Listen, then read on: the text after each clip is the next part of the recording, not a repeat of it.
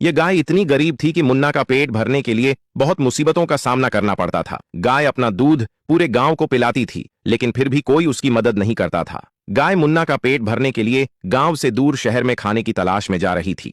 तभी उसने देखा कि एक आदमी आने वाले दिनों में रेस प्रतियोगिता का ऐलान कर रहा है और रेस जीतने वाले को 1 लाख रुपए का नकद इनाम रखा गया था। गाय ने सोचा, मैं तो रेस नहीं जीत सकती, लेकिन मुन्ना को रेस की तैयारी करवा सकती हूँ। गाय अपनी गरीबी दूर करने का यह अवसर हाथ से नहीं जाने दे सकती थी, इसलिए उसने शरीर और ताकत दोनों बढ़ाने का सबसे महंगा ड्रिंक लाकर दिया। उसके बाद वह दिन रात एक करके गार्डन में जाकर दौड़ लगाने लगा। कुछ दिन बाद मुन्ना पहलवान बन जाता है और रेस के लिए निकल जाता है। उसी रेस में एक रेड बुल था जो मुन्ना का बहुत मजाक उड़ा रहा था। रेस शुरू हो जाती है और कोई भी किसी से कम नहीं था, सब बराबरी में दौड़ रहे थे और मुन्ना धीरे धीरे अपनी स्पीड को बढ़ाता है और वह सबसे आगे हो जाता है।